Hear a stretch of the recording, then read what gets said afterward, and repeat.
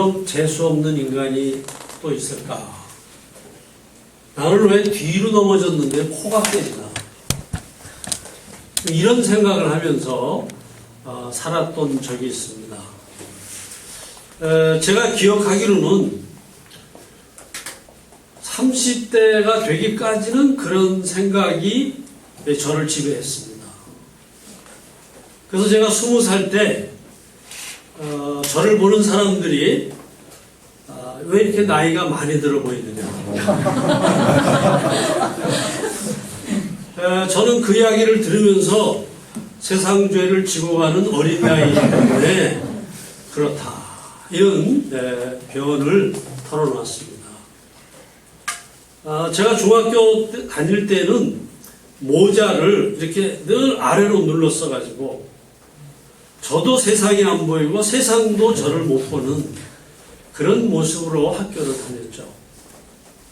그래서 항상 교문에 들어갈 때마다 그 기율을 맡은 선배들이 이광길 매일 제가 지적을 당하는 거예요. 이걸 머리 이렇게 모자 챙을 올려주는 거예요. 그러면 제가 이제 그 순간은 어쩔 수 없죠. 그렇지만 거기서 돌아서는 순간 또다시 모자를 아래에 눌러 쓰고 이렇게 인생을 살았습니다. 그런데 저의 인생이 바뀌기 시작한 것은 40살이 넘어서 유학을 가고 또 리더십을 공부하게 되고 멘토들을 만나면서 저 자신에 대한 인생관이 바뀌게 된 겁니다. 제 주변에 본받을 사람도 없고 사랑할 사람도 없고 그렇다고 딱히 미워할 사람도 없고 제 스스로 너나 잘하세요. 그런 인생을 살았다면 이제 40살이 넘으면서 내 주변에 인식하지 못했던 사람들을 인식하는 기회를 가졌습니다. 그것이 바로 멘토들이다. 이렇게 말할 수 있습니다. 리더십이라고 하는 학문은 저로 하여금 세상을 달리 보도록 할 수 있는, 달리 보는 안목을 갖게 해주신 것이죠. 그래서 멘토링이라는 학문을 배우면서 제가 살아오는 삶의 여정에 정말 많은 멘토들이 있었구나. 이런 것을 찾아내게 됐습니다. 그래서 멘토링이라는 학문으로 그런 관점으로 제가 살아온 40년의 생애를 다시 재조명해 보니까 정말 어려서부터 좋은 멘토들이 많이 계셨고 저도 인식하지 못했지만은 제가 하고 있는 언어나 태도에 그 멘토들의 흔적이 많이 남아있다는 것을 알게 됐습니다. 강의 시간에도 잠깐 말씀드린 것으로 기억이 되는데 제가 초등학교 5학년 시절부터 고등학교 2학년 시절까지 저를 지도했던 목사님, 조남이 김자, 홍자, 주자에 해당하는 목사님인데 정말 그분에게 배운 게 많습니다. 저희 아버님이 늘 저를 보고 하는 말이 광길아, 저 목사님 좀 닮아라. 그래서 뭐 처음에는 그냥 어른이 하는 얘기겠지 생각했는데 시간이 지나면서 저의 언어 또 저의 태도 이런데 그분의 흔적이 많이 남아있다는 것을 이제 40이 넘어서야 비로소 인정하게 됐습니다. 그분뿐만이 아닙니다. 저의 삶 속에 이런저런 모습으로 저에게 영향을 주었던 그 분들의 요소가 마치 모자이크로 형성되어 있는 작품처럼 저의 언어에, 저의 태도에, 저의 눈빛에, 그리고 저의 사고하는 방식에 깃들어 있다는 사실을 인식하게 됐습니다. 저는 그동안 중요한 일이 있을 때마다 그분들은 어떻게 생각했을까? 그분들에게 직접 묻는 기회도 가졌고 또 직접 물을 수 없을 때에는 그분들은 이런 상황에서는 어떻게 생각했을까? 이런 질문을 통해서 그분들의 관점을 생각하게 되고 그 관점에 따라서 언어를 선택하고 태도를 선택하고 또 방향을 결정하고 그리고 행동하는 삶을 살아가게 됐다. 그것입니다. 제가 그렇게 살아왔을 뿐만 아니라 저를 통해서 또 다른 분들에게 그런 멘토링이 전달되어져 갔습니다. 지금 생각해보면 저의 삶 자체, 저의 언어, 눈빛, 태도가 본래 제 것이 아니라는 거예요. 본래 저의 모습을 보면 아마 여러분들이 기겁을 해서 떠나시거나 저를 경멸할 수도 있습니다. 그런데 그분들에게 이렇게 배우고 저렇게 배웠던 모습들이 저의 한 부분을 새롭게 교정하면서 지금은 제가 생각해도 괜찮은 인간으로 개조가 되어 있다. 그래서 여러분들이 저의 말을 들을 때는 김홍주 목사님의 이야기를 듣는 시간이 되기도 하고요. 저의 말을 듣는 순간에 어떤 부분은 손보 교수님의 자세가 들어있기도 하고요. 한철화 박사님, 또 클린턴, 제이 로버트 클린턴 교수, 또 링겐펠터 교수, 또 윌버트 쉔크 교수, 이런 분들의 요소가 저의 언어와 태도와 눈빛에 자리 잡고 있다. 그래서 여러분들이 저를 보는 순간 종합예술의 결과를 보시는 것이다. 그렇게도 말할 수가 있습니다. 이런 형편을 경험하면서 최종적으로 질문하게 되는 것은 예수님은 이런 때 어떤 생각을 가지고 또 어떤 입장을 취하면서 어떤 자세로 어떤 언어를 구사하셨을까? 이런 질문에 도달하게 됐죠. 예수님 그분은 누구셨고 무엇을 위해서 어떤 방법으로 어디까지 일하셨으며 그렇게 하는 동안 내면의 세계는 어떠했을까? 이런 질문이 자연스럽게 생각하게 됐고 또 이런 방식으로 이 관점에서 제가 직면하고 있는 현실들을 관찰하고 해석하고 또 거기에 적합한 언어나 태도나 또 방향을 결정하는 유익을 누리고 있게 됐다. 그래서 그분의 관점, 멘토들의 관점, 그리고 궁극적으로는 예수님의 관점에서 저 자신을 보기도 하고 제가 관련되어 있는 조직을 보기도 하고 또 살아가고 있는 이 세상을 보기도 하고 또 제가 추구하고 있는 학문을 보기도 한다. 그걸 구체적으로 개념화해서 말씀드린다면 예수님의 관점에서 진리는 무엇인가? truth. 예수님의 관점에서 신뢰라고 하는 것은 무엇인가? trust. 예수님의 관점에서 정당하다고 말하는 것은 무엇인가? validity. 예수님의 관점에서 신뢰할 만한 신빙성 있는 것은 무엇인가? reliability. 그래서 예수님의 관점을 이해하고 배우고 그것을 실천해 가는 것이 저의 삶의 아주 중요한 요소로 자리 잡게 됐다. 그 말인 것입니다. 그래서 평상시에도 예수님의 리더십에 초점을 두고 성경을 읽는 것이 또 저의 일이기도 하고 즐거움이기도 하고 저의 리더십의 아주 중요한 실천의 모델이기도 하다. 이렇게 말씀을 드릴 수가 있습니다. 궁극적으로는 예수님께 있어서 멘토링은 무엇인가? 예수님이 멘토링을 하셨나? 멘토링이라는 개념으로 예수님을 이해하는 데 도움이 되는가? 이런 질문을 해보게 됐습니다. 사실은 성경에 있는 내용을 이해하기 위해서 우리는 관점이라고 하는 도구를 사용하는데, 우리가 어떤 관점으로 성경에 다가가느냐에 따라서 성경에 내재되어 있는 어떤 진리를 발견하게 되기도 하고, 더 깊이 있게 발견하게 되기도 하고, 또 그 발견이 단순한 사실 여부의 단계가 아니라 우리의 마음에 감동을 주고 인격을 감화하고 우리를 교화시키는 결과로 나아가게도 되는 것입니다.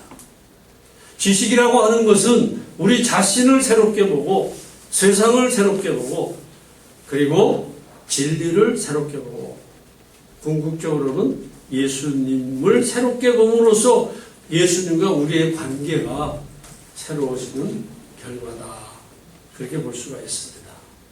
여러분이 공부를 하든지 사역을 하든지 그 궁극적인 목표 중에 하나는 우리가 세상을 달리 보는 것이고 사람을 달리 보는 것이고 내 자신을 달리 보는 것이다. 내 자신을 어떻게 보느냐가 다른 사람을 어떻게 보느냐를 결정하는 것이고 다른 사람을 어떻게 보느냐는 내 자신을 어떻게 보느냐의 결과다. 그렇게도 말할 수가 있습니다. 예수님이라고 하면 이 사건에 대해서 어떻게 생각하고 어떻게 말씀하실까? 여러분 생각하는 것하고 말하는 것이 다른 영역입니다. 생각은 이렇게 하지만 말은 저렇게 하는 경우가 상당히 많이 있습니다. 예수님이라면 생각을 어떻게 하실까? 그리고 말은 어떻게 하실까? 이런 질문을 던지면서 예수님의 리더십을 모방하고 처음에는 흉내를 내고 그리고 흉내를 내다 보면 실패할 때도 있고 또 실패하면 괴로울 때도 있지만 그런 과정을 겪으면서 예수님의 모습의 실체를 발견해가는 그런 경험을 해오고 있기도 하는 것입니다. 오늘 본문 말씀에 보면 이 원리를 우리가 어떻게 적용해 나가야 되는지 이런 사실을 한번 진지하게 생각해 보도록 도움을 주는 것입니다. 특별히 멘토링이라고 하는 개념을 통해서 예수님의 관점을 배워갈 수 있게 된다 그 말입니다. 본문의 배경은 바리새인과 사두개인들이 예수님의 정체에 대해서 질문을 했습니다. 저분이 도대체 누구냐? 저분이 스스로 하나님의 아들이라고 말하기까지 하는데 저분이 어떤 점에서 하나님의 아들이냐? 우리가 그것을 만일 받아들인다면 무엇에 근거해서 받아들여야 되느냐? 아주 이런 실존적인 고민을 하고 예수님에게 질문을 던졌습니다. 여기에 대해서 예수님이 어떤 형태로든지 반응을 하게 되는 거죠. 상대가 질문을 갖고 나에게 다가오면 내가 반응하지 않아도 상대는 그 질문의 답을 스스로가 얻어가는 것입니다. 우리가 세상을 무시하고 살아도 세상이 우리를 세상의 잣대로 가지고 세상의 안목을 가지고 우리를 재단하게 되어 있습니다. 그래서 내가 세상을 무시하면 세상도 나를 무시하고 나에 대해서 세상이 멋대로 판단하는 결과를 가져오는 것이죠. 진정한 지혜는 세상이 나를 어떻게 판단할지를 미리 고려하고 나도 세상이 나를 올바르게 판단하도록 사인을 보내는 것, 그것이 책임 있는 자세고 겸손한 자세다. 우리가 어느 지역에 가든지 어떤 조직에 가담하든지 내가 그 조직을 어떻게 보느냐와 그 조직이 나를 어떻게 보느냐는 서로가 일치할 때 좋은 관계를 맺어낼 수가 있다. 내 멋대로 생각하고 내 멋대로 판단하고 내 멋대로 행동하게 될 때 어느 조직이든 어느 지역이든 자기 멋대로 판단하고 나에 대해서 평가하고 또 그거에 상응하는 결과를 가져다 주는 것이죠. 자, 이 바리새인과 서기관들은 예수님에 대한 질문을 진지하게 던졌습니다. 그런데 예수님께서는 여기에 대해서 직접 답하지 않았다는 사실을 본문에서 우리가 발견할 수 있습니다. 예수님은 답을 알고 계셨음에도 불구하고 얼마든지 즉답을 하실 수 있지만 거기에 대해서 직접 답하지 않았습니다. 그 상황을 통해서 제자들과 리얼톡, 실제적인 대화를 하신 거죠. 오히려 그들에게 말하지 않고 그 기회를 가지고 제자들과 아주 중요한 대화를 하는 기회로 삼은 것입니다. 왜요? 예수님의 궁극적인 목표 중에 하나는 바리새인과 서기관들도 들어가 있겠지만 1차 선교의 대상, 1차 사역의 대상은 제자들이었기 때문인 것입니다. 리더십에 있어서 아주 중요한 원리 중에 하나가 언어의 경제적인 사용, 꼭 필요한 때 필요한 사람에게 필요한 내용을 말하는 것이 최상의 리더십의 원리다. 우리가 무언가를 말할 때 그 누구에게 말하는 것이냐, 왜 말하는 것이냐, 어떤 방법으로 말해야 그 진의가 전달되는 것이냐, 얼마만큼 말해야 도를 넘지 않고 실제적인 그 관계가 성립되고 열매를 맺는 것이냐. 그래서 한마디를 얘기할 때도 이런 것들을 고려해서 말하게 될 때 그 언어가 경제적인 언어가 되고 또 파워가 있는 언어가 된다. 여러분들이 이게 익숙해서 어떤 순간에 갑자기 질문을 당할 때에도 흔들리지 않고 거기에 적합한 언어를 사용한다면 아마 이렇게도 말할 수 있을 거예요. 힘으로는 세상을 정복할 수 없지만 언어로는 세상을 정복할 수 있다.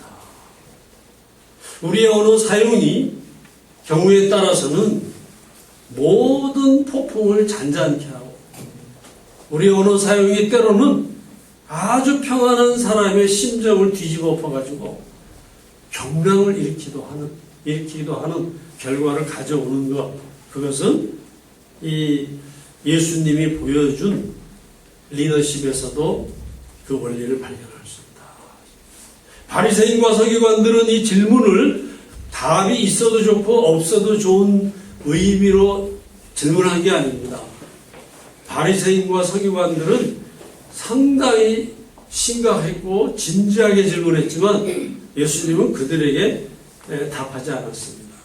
오히려 그 기회를 가지고 제자들하고 말씀을 나눈 거죠. 제자들도 그 상황을 이해하고 있었습니다. 그래서 예수님이 이렇게 묻죠. 사람들이 나를 누구라 생각하느냐. 이건 보편적인 질문입니다. 아주 중요한 사실을 묻는 것이지만 이게 핵심은 아닌 것이죠. 우리가 질문을 받을 때 그 질문의 핵심을 파악하고 의도를 파악하는 것은 상당히 중요한 리더십의 요소입니다. 질문이 없어도 문제지만 질문이 있다 할지라도 그 질문에 대한 진의를 파악하고 그 질문의 가치를 결정하는 것, 그것이 리더십이다. 어떤 것은 대답을 해야 하기도 하지만 어떤 것은 대답을 안 하는 것이 오히려 상대로 하여금 더 많은 깨달음을 갖게 되기도 한다. 훌륭한 리더는 질문을 받았을 때 즉문즉답을 하기도 하지만 그 답을 하지 않음으로 인해서 답을 주는 것보다 훨씬 더 효과적인 유익을 상대에게 줄 수도 있다. 이런 리더십을 가진 사람은 말을 많이 해서 얻는 유익도 있지만 말을 안 하고도 얻는 유익을 누릴 수가 있다. 예수님께서는 질문하는 바리새인과 서기관들에게 답하지 않고 오히려 그 내용을 가지고 제자들에게 질문하는 것입니다. 사람들이 나를 누구라 하느냐. 질문은 굉장히 중요한 건데요. 언제, 어디서, 누구에게 어떤 자세로 질문하느냐가 질문 자체가 가지고 있는 가치보다도 훨씬 더 큰 의미와 가치를 가져오게 된다. 일반적인 질문이었어요. 제자들이 말했습니다. 더러는 예수님을 엘리야라고 하고 더러는 예레미야라고도 하고 사람의 관점에 따라서 예수님을 다양하게 이야기하고 있다는 사실을 말씀했습니다. 어떤 면에서 보면 이게 제자들을 예수님께서 교육하시는 방법이 되기도 했죠. 자, 그렇다면 너희는 나를 누구라 하느냐? 너는 나를 누구라 하느냐? 다른 사람이 이렇게 말하고 저렇게 말하는 것, 그게 사실이긴 하지만 그 의미를 따지는 것보다는 제자들은 예수님을 누구라 하느냐? 이렇게 질문한 것입니다. 이때 베드로가 정말 역사에 길이 남는 답변을 했습니다. 한번 우리 같이 따라해 보시겠어요? 좋은 질문은 명답을 만들어낸다. 예, 위대한 스승은 정말 중요한 순간에 중요한 질문을 만들어내는 것입니다. 훌륭한 선생은 답을 만드는 게 아니고 의문을 갖게 하는 것입니다. 질문을 만들어내는 것입니다.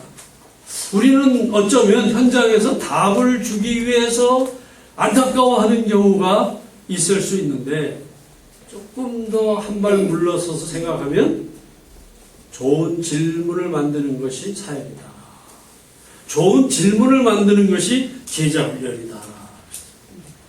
자, 이 시몬 베드로가 실수도 많았지만 적어도 오늘 읽은 본문에서만큼은 역사에 길이 남는 한마디를 할 수 있는 기회를 얻었고 그 기회를 놓치지 않고 정말 베드로다운 수제자다운 한 말씀을 선포한 거죠. 주는 그리스도시요 살아계신 하나님의 아들이십니다. 예, 훌륭한 질문은 훌륭한 답변을 만들어냅니다. 좋은 선생은 훌륭한 질문을 만들어내는 것입니다. 훌륭한 답을 만들어내는 것은 학생의 임무고 좋은 질문을 만들어내는 것이 훌륭한 선생입니다. 어쩌면 우리가 선교지에서 정말 해야 될 일은 뭔가? 좋은 질문, 성경이 말하고 있는 질문을 만들어내는 것이다. 예수님께서 베드로의 얘기를 다 들으신 후에 경청하신 후에 그 베드로의 답변이 내포하고 있는 의미와 가치를 해석해 주었습니다. 우리 리더의 역할 또는 멘토의 역할, 조금 더 현장성 있는 대명사를 사용해서 선생님들, 선교사님들 역할은 뭐냐? 좋은 질문을 만들어내는 것입니다. 답을 집어넣는 게 아니라 질문을 만들어내는 것이다. 스스로가 답할 수 있는 기회를 제공하는 것이다. 예수님은 베드로로 하여금 영원히 기억될 만한 답을 생각할 수 있는 기회를 제공했고 그 답을 선포할 수 있는 기회를 제공하셨다. 이렇게도 해석해 볼 수 있습니다. 여기서 잠시 우리가 벗어나는 이야기입니다만은 제가 언젠가 캄보디아에 가서 저의 은사들을 초청했습니다. 저를 학부 때 가르쳤던 이름을 제가 말씀드리면 여러분들이 금세 알아들을 수 있는 분들이죠.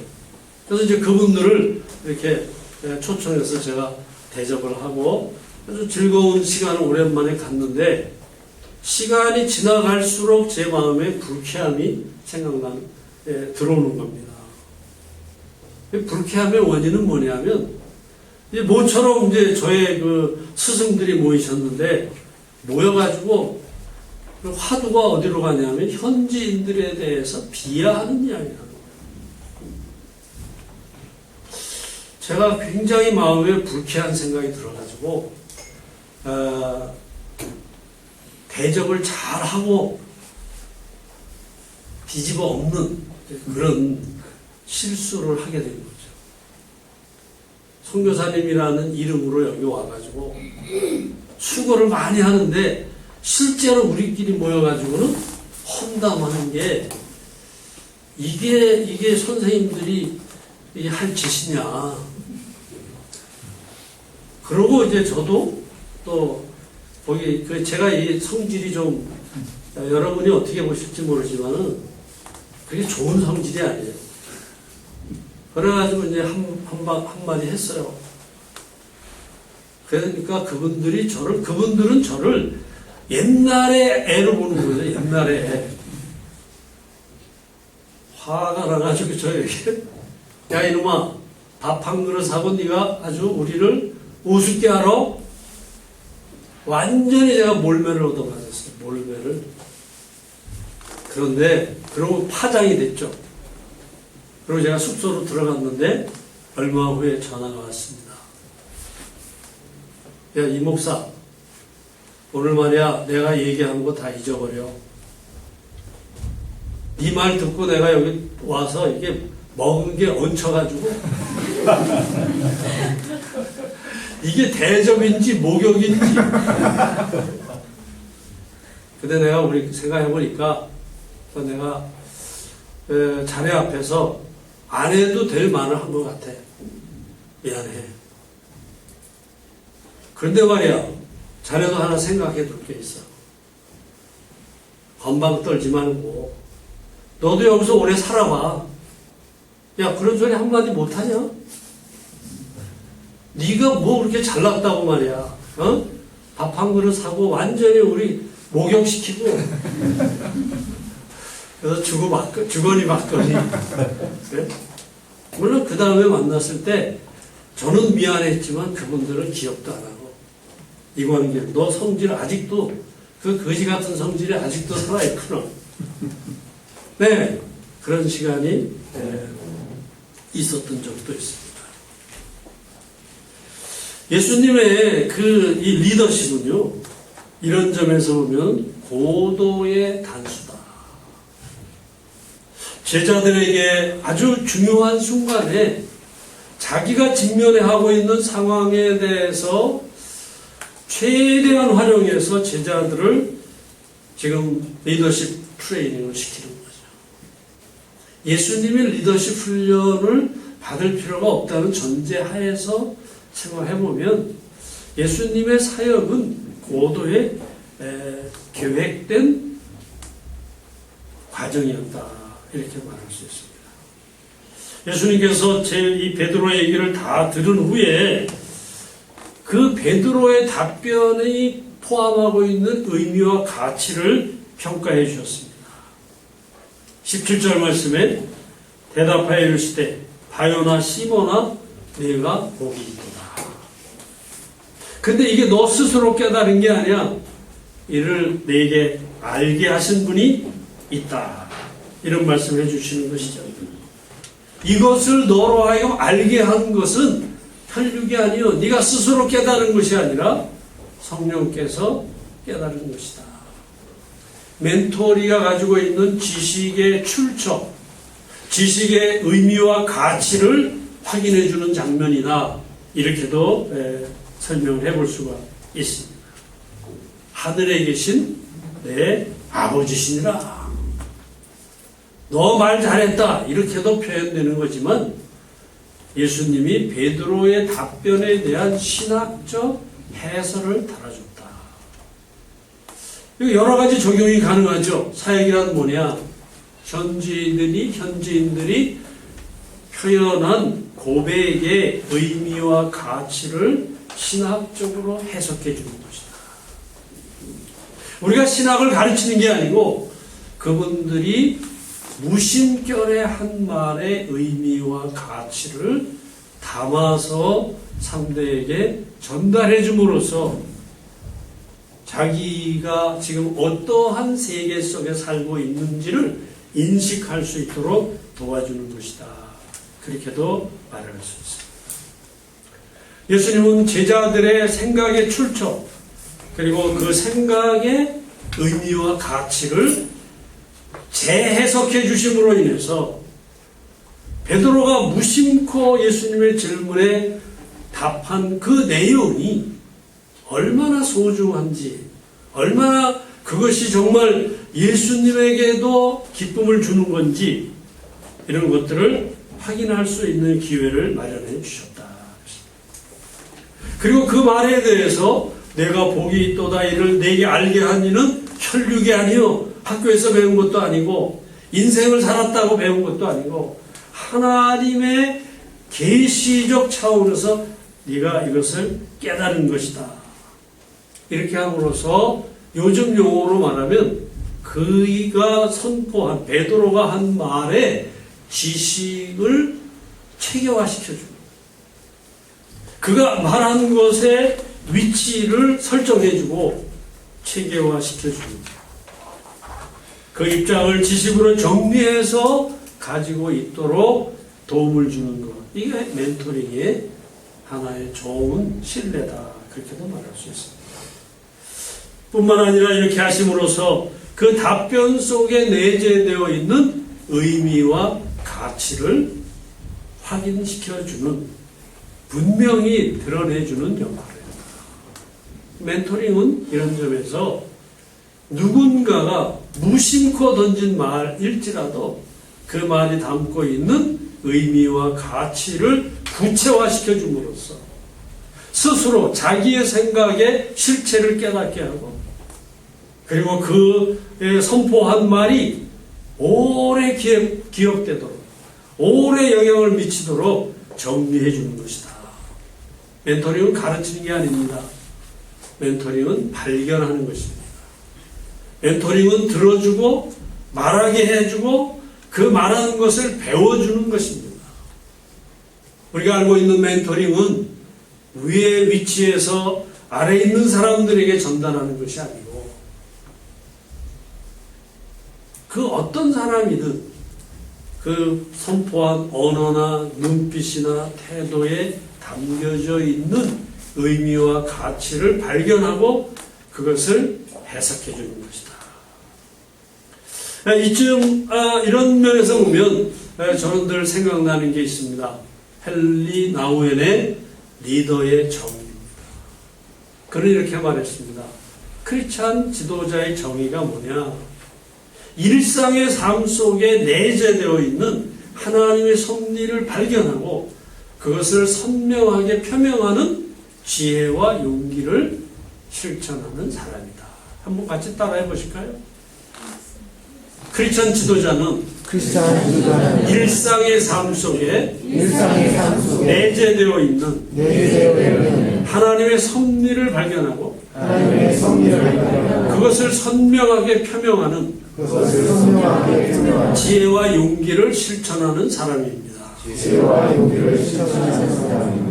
네, 이런 점에서 보면 멘토는 지식을 가르쳐주는 게 아니고 상대가 무의미하게 던지는 말 속에서도 의미와 가치를 찾아주고 그것을 확인시켜주고 그 의미와 가치를 고려해서 무의미하게 하던 말을 유의미하게 할 수 있도록 도와주는 것, 이게 멘토링이다. 없는 것을 넣어주는 게 아니라 있는 것을 확인하고 발현시켜주는 것이 멘토링이다. 그렇게 또 설명을 덧붙일 수도 있습니다. 이렇게 설명해 주신 후에 예수님께서 제자들이 말로 표현했던 그 지식의 의미와 가치가 얼마나 위대한 것인지를 알려주고 그 선포한, 베드로가 선포한 그 고백이 어떤 결과를 미래에 가져올 것인지를 예언해주는 말씀이 그 다음에 있습니다. 19절 말씀인데요.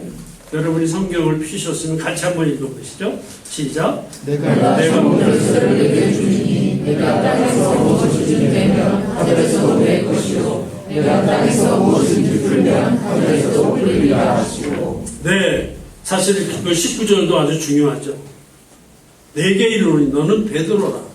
내가 이 반석 위에 내 교회를 세우리니 음부의 권세가 이기지 못하리라.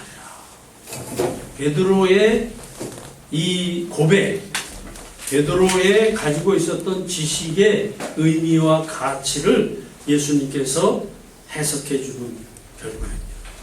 멘토링은 뭐냐?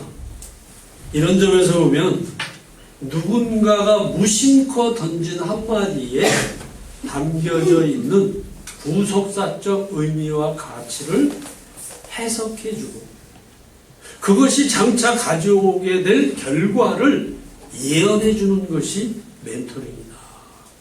그래서 멘토는 진정한 의미의 멘토는 자기 말을 많이 하는 것이 아니라 멘토리의 이야기를 귀담아 주는 것입니다.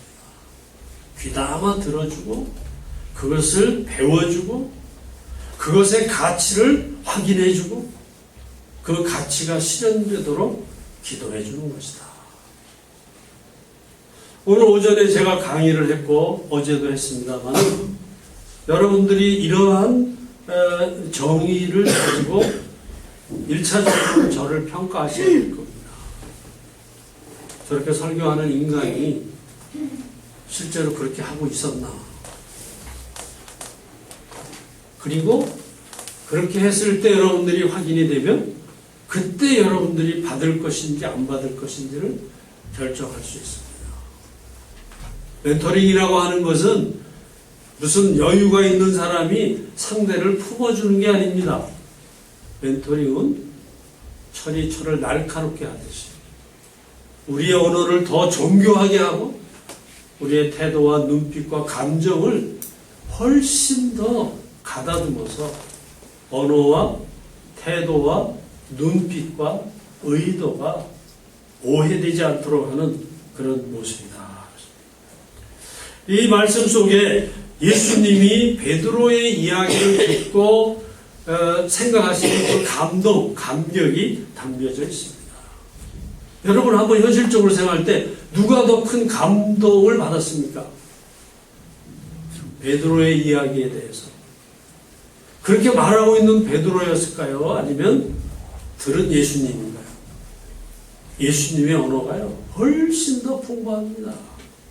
베드로는 자기가 영원히 빛날 진리를 선포하고도 그 말의 의미와 가치를 몰라요.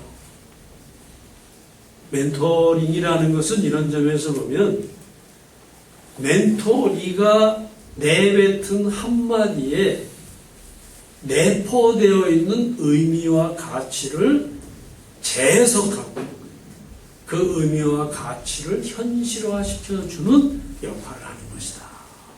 이렇게도 정리를 내릴 수가 있습니다. 예수님께서는 이런 전제 하에서 내가 내게 천국 열쇠를 주겠다. 이런 말씀까지 하죠. 내가 땅에서 풀면 하늘에서도 풀리고 내가 매면 하늘에서도 풀리리라. 이것에 대한 잘못된 해석이 어떻게 보면 신교와 구교를 갈라놓는 엄청난 차이를 만들어냈습니다만은 이 말씀의 의도를 보면 예수님이 베드로의 이야기를 듣고 얼마나 기뻐하셨나. 얼마나 기뻐하셨으면 이런 표현을 할까. 그래서 우리 정리해 볼 수 있죠. 멘토의 진정한 기쁨은 멘토리의 발전에서부터 비롯된다. 또 이렇게도 정리해 볼 수 있죠. 멘토는 누구냐? 멘토리를 통해서 인생의 즐거움을 누리는 자다. 저는 이 말씀이요, 그림처럼 제 마음속에 살아있습니다. 저희 멘토이신 제이 로버트 클린턴 교수님의 댁을 제가 이제 방문합니다. 그러면 사모님하고 두 분이 사시는데 저를 기다려요. 그래서 이렇게 흔들 의자에 우리 클린턴 교수가 앉아가지고 저를 가지고 놉니다. 야, 너 나 좀 불러봐. 이렇게. 미국 분들은 클린턴 교수를 부를 때 하이 바비 이렇게 불러요. 바비가 애칭이거든요. 근데 저는 밥이라는 말을 할 수가 없어요. 그게 저희 문화적 장애죠. 어떻게 참 존엄을 밥이라고 부를 수가 있어요. 그래서 제가 쭈삣쭈삣하죠. 야, 너 나 불러봐. 그럼 제가 하이 닥터 클린턴 이러는 거예요. 예? 닥터는 무슨 얼어 죽을 닥터야. 그리고 저를 만나면 제가 어떻게 인사하겠어요? 안녕하세요. 그러니까 저를 만나면 먼저 하이. 이건 저를 놀리는 거예요. 시도 때도 없이 나타나가지고 저를 놀리는 게 우리 클린턴 교수님의 낙 중에 하나입니다. 그래서 저를 보고 방킬 나 좀 불러봐라. 그럼 제가 하이 닥터 클린턴 씩 웃으면서 너 아직도 멀었어. 근데 제가 끝까지 그렇게 밥이라고 불러보지를 못했습니다. 그분이 저에게 준 영향력도 크지만 저의 문화적 장애가 그렇게 부를 수 없는 거죠. 그런데 그런 과정을 통해서 제가 참 배운 게 많이 있죠. 예수님께서 제자들을 가리킬 때 이런 모습으로 가리키지 않았을까? 어떤 때는 제자들을 막 끔찍이 사랑하는 것 같지만 실제로 성경을 한번 읽어보세요. 베드로가 나 제자 안 해. 그리고 갈 만한 장면들이요. 성경에 무지하게 많이 나옵니다.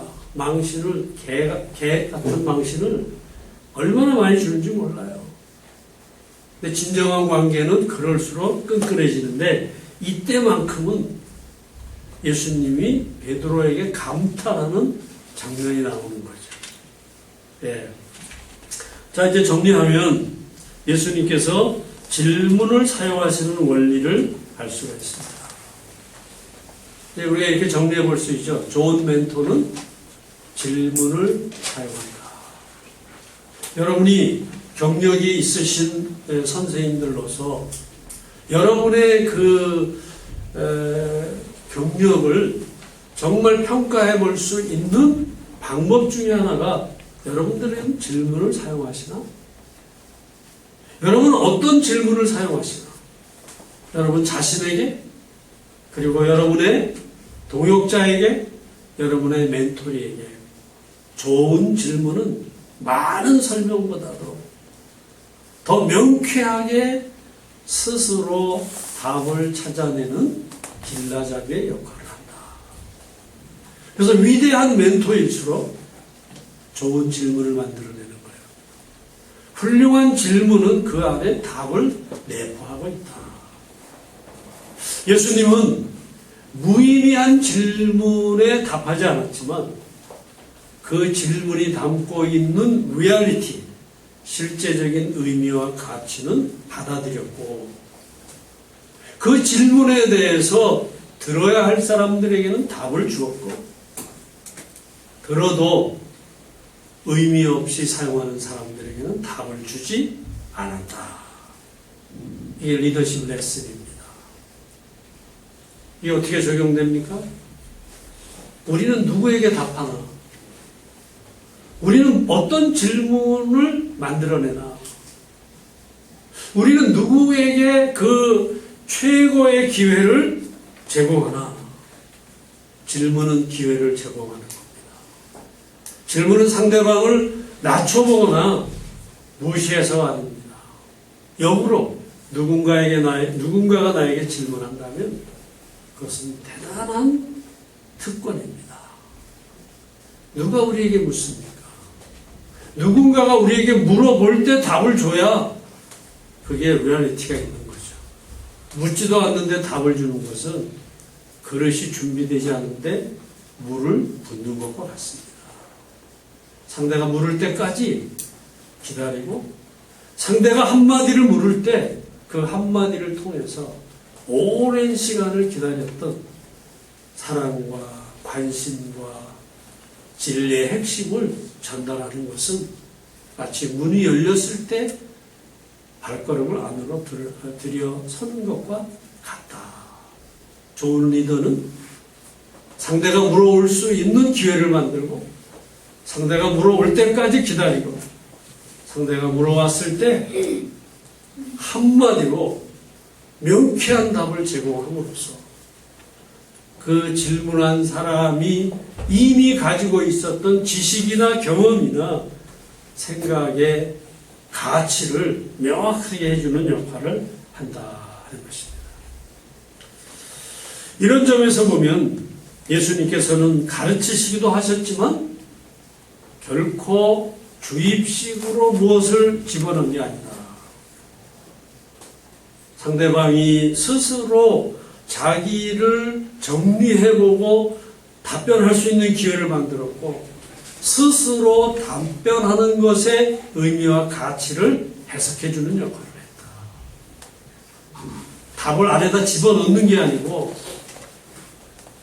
우연히 제공되는 답이지만 그 답 안에 내포되어 있는 의미와 가치를 드러내는 일을 하셨다. 일방적인 소통이 아니라 서로 간의 이야기를 나누는 쌍방 커뮤니케이션을 이루어가게 되었다. 이런 점에서 보면 질문이 우리에게 중요한 사역의 도구라는 것을 알 수 있습니다. 여러분은 질문을 어느 정도 익숙하게 받아들이고 익숙하게 사용하십니까? 사역이 고도로 발전하고 또 성숙해지려면 질문이라는 방편을 사용하는 것이 지름길이기도 합니다. 여러분들이 공부를 많이 하면 할수록 질문을 익숙하게 합니다. 논문을 쓰려면 퀘스처네어가 만들어지는 것이죠. 디시스가 있고 그 디시스를 서포트하는 질문이 3가지, 4가지. 질문이 많아도 좋은 연구의 계획이 아니고요. 질문이 적어도 좋은 연구가 아닙니다.